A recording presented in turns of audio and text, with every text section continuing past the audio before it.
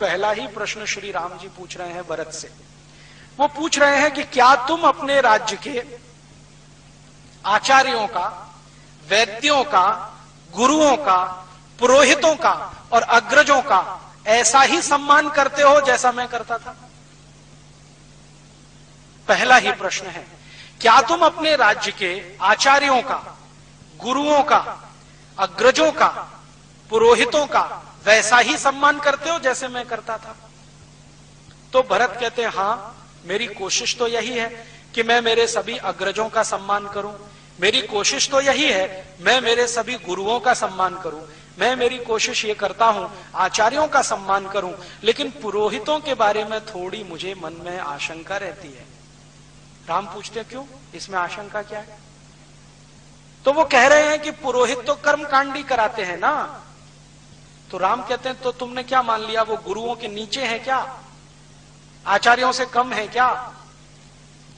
तो कह रहे हैं कि मेरे मन में कभी कभी ऐसा प्रश्न आता है कि पुरोहितों को इतना ही सम्मान क्यों देना, जितना आचार्यों को, जितना गुरुओं को, जितना उसको? क्योंकि हम मानते हैं कि भगवान तो घट घट में है, ईश्वर तो हर कण में व्याप्त है, पुरोहित हमको कर्म कांड की तरफ लेके जाते हैं, तरीके बताते हैं पूजा के, जबकि ईश्वर तो कण कण में है, घट घट में है, भावना से ईश्वर है। पुरोहिताई में क्या है? अब राम जी का उत्तर सुनिए। वो कहते हैं, देखो भरत, ये पुरोहित तुम्हारे राज्य की अर्थव्यवस्था की रीढ़ की हड्डी है। जरा समझो इस बात को, रीढ़ की हड्डी है, माने पूरी अर्थव्यवस्था इन पुरोहितों के दम से चलती है। भरत कहते हैं, समझ में नहीं आ रहा। तब राम कह रहे हैं, धर्मस्य मूलम अर्थम, अर्थस्य मूलम कामम। और इसी बात को राम जी के जाने के कुछ लाख साल के बाद चाणक्य बोलकर गए। धर्मस्य मूलम अर्थम, अर्थस्य मूलम कामम।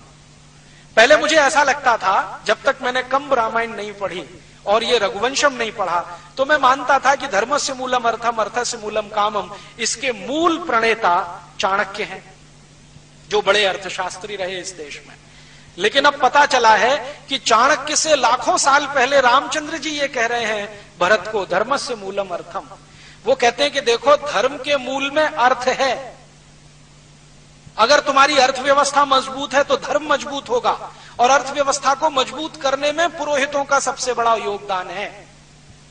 तो फिर भी भरत को समझ में नहीं आ रहा है। तो रामचंद्र जी और उदाहरण देके कहते हैं कि देखो, पुरोहित क्या करता है। पुरोहित पूजा करवाता है, तो पूजा करवाता है, तो पूजा करवाता है, वो तो किसी कथा की, सत्यनारायण की, या जो भी करवाता है, लेकिन एक लिस्ट बनवाता है कि 10 घड़े ले आना, एकदम कोरे होने चाहिए, 20 मीटर कपड़ा ले आना, एकदम नया होना चाहिए, इतनी चूड़ियां ले आना, बिना पहनी हुई होनी चाहिए, 10 किलो घी ले आना, ये सामग्री ले आना, ये लकड़ियां ले आना, ये बांस मंगा लेना, ये ऐसा कर लेना, वैसा। मैंने एक बार वो लिस्ट देखी तो कम से कम 108 चीजें रहती हैं उसमें। सिंदूर ले आना, गुड़ ले आना, कलावा ले आना, ये कर लेना, वो कर लेना। तो राम समझा रहे हैं कि देखो, जो आदमी पूजा तो भगवान की कराएगा, वो तो भावना से भी हो सकती है, लेकिन जानबूझकर वो इतनी चीजें मंगाएगा क्योंकि कारीगर जो इन चीजों को बना रहे हैं वो बिकना भी तो चाहिए। उस दिन मेरे समझ में आया श्री राम जी की परिभाषा कि पुरोहित मार्केटिंग मैनेजर होते हैं।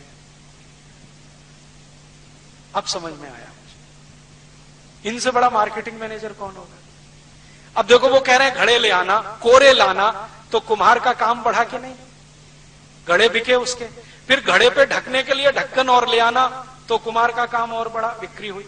फिर कहते हैं सकोरे ले आना, कुल्लड़ ले आना, तो उसमें प्रसाद रखेंगे, तो ऐसे करेंगे तो मिट्टी में पवित्रता होती है। पवित्रता तो सभी चीजों में होती है, लेकिन मिट्टी के ये नए नए बर्तन अगर कोई पूजा में लाएगा और ऐसी रोज सैकड़ों पूजाएं होती जाएंगी, तो कुम्हारों का काम जिंदगी भर चलता रहेगा।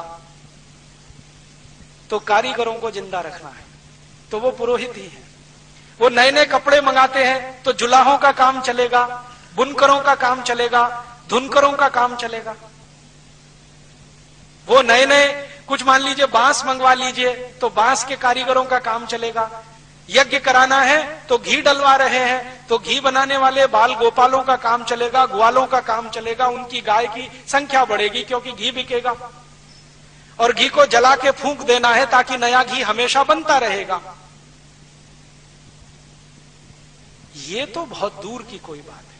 तो राम जब इसको बहुत विस्तार से समझाते हैं तब भरत कहते हैं क्षमा करना भाई, मुझे ये समझ में नहीं आता था, अब पता चल गया है कि पुरोहित राज्य व्यवस्था के अर्थ को संभालते हैं, इसलिए वो भी आचार्य और गुरु के समकक्ष है।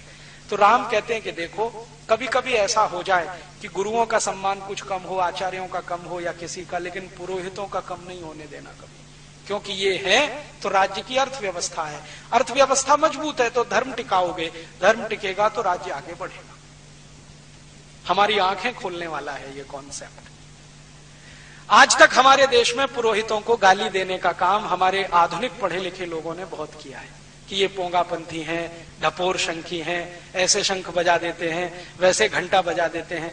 ये हमको इतना ही दिखाई देता है, इसके आगे का कुछ दिखाई नहीं देता कि वो कितनी बड़ी इकोनॉमी चला देते हैं। और राम आगे का प्रश्न पूछ रहे हैं कि जिन पुरोहितों का तुम सम्मान करो, ध्यान ये रखना कि वो पैसे के लिए कुछ ना करते हो। माने राइडर लगा दिया उन्होंने। एक पुरोहित ऐसे हैं जो पैसा लेके पूजा कराते हैं। राम कह रहे हैं अगर ऐसे पुरोहित हैं तो उनका सम्मान करने की जरूरत नहीं है, क्योंकि जो ज्यादा पैसा देगा उसी का माल बिकवाएंगे फिर तो।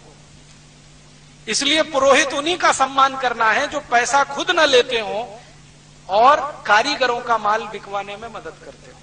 तो बिना पैसे लिए जो पूजा कराए वो पुरोहित है, पैसे लेकर जो कराए राम उसको अच्छा नहीं मानते।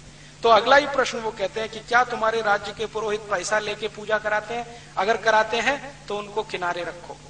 तो भरत कह रहे हैं कि हाँ, मैं अभी लौटकर ऐसी ही व्यवस्था करूंगा कि वो बिना पैसे की पूजा कराएं। तो राम कहते हैं कि पुरोहित को तो, अब वो पुरोहित के लिए कह रहे हैं, पुरोहित को तो जिस घर में पूजा करानी है वहां का पानी भी ग्रहण नहीं करना चाहिए, क्योंकि जो बड़ा काम वो करने जा रहा है अगर उस घर का पानी ही पीने लगे, खाना ही खाने लगे तो लालच भाव आएगा और वो अपनी पुरोहिताई से च्युत हो जाएगा। अब जरा इसको समझें थोड़े विस्तार में कि पुरोहित अगर पूजा करवाने वाले के घर खाना ना खाए, पानी ना पिए, अंग्रेजों ने इसी को प्रचार किया कि ये छुआछूत मचाते हैं, पानी भी नहीं पीते उसके घर का। मूर्ख अंग्रेजों को पता नहीं था कि वो श्री राम की कही हुई बात का पालन करते हैं, जिसके घर पूजा करानी है उसके घर पानी भी नहीं पीना, पानी कहीं और जाके पीना। अंग्रेजों ने इसको छुआछूत से जोड़ दिया और हिंदुस्तान के कुछ मूर्ख इतिहासकारों ने उस पर पुस्तकों की पुस्तकें लिख डाली कि ये तो छुआछूत मचाते हैं, ये तो गरीबों के घर का पानी नहीं पीते, ये तो नीची जाति और ऊंची जाति करते रहते। वो नीची ऊंची जाति का प्रश्न नहीं था, जिनके घर पूजा करानी है वो कोई भी जाति का हो, कोई भी संप्रदाय का हो, वहां पानी नहीं पीना है, भोजन ग्रहण नहीं करना है, दक्षिणा नहीं लेनी है, प्रसाद नहीं लेना है, ये श्री राम बोलकर गए तो उनका पालन कर।